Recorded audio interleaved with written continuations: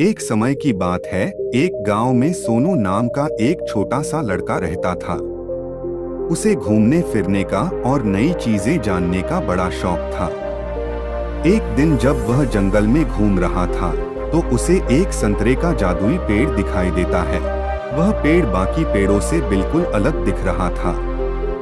जब सोनू एक संतरे को चखता है तो उसे अपने अंदर भरपूर ऊर्जा महसूस होती है और उसका दिमाग पहले से बहुत तेज हो जाता है। सोनू उस जादुई संतरे का इस्तेमाल अपने खुद के फायदे के लिए करने लगा। उसे हर चीज पहले ही पता चल जाता और हर कठिन से कठिन प्रश्नों को हल कर लेता था। दूर दूर से लोग उसकी इस प्रतिभा को देखने आते थे।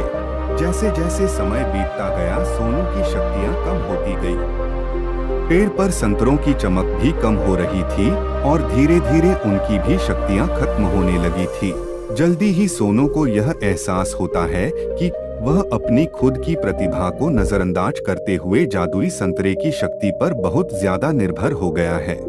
सोनू को अपनी गलतियों का एहसास होता है और वह जादुई संतरे के पेड़ के पास वापस जाता है।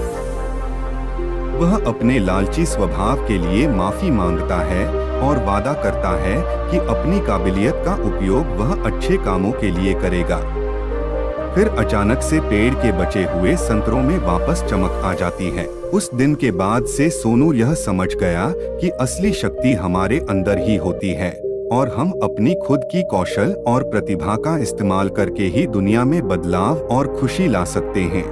हमें सफलता प्राप्त करने के लिए किसी जादू या शक्ति के बाहरी स्रोतों पर निर्भर नहीं रहना चाहिए, बल्कि हमें अपनी क्षमताओं को बढ़ाने पर ध्यान देना चाहिए और उनका उपयोग करके दुनिया में सकारात्मक बदलाव लाना चाहिए।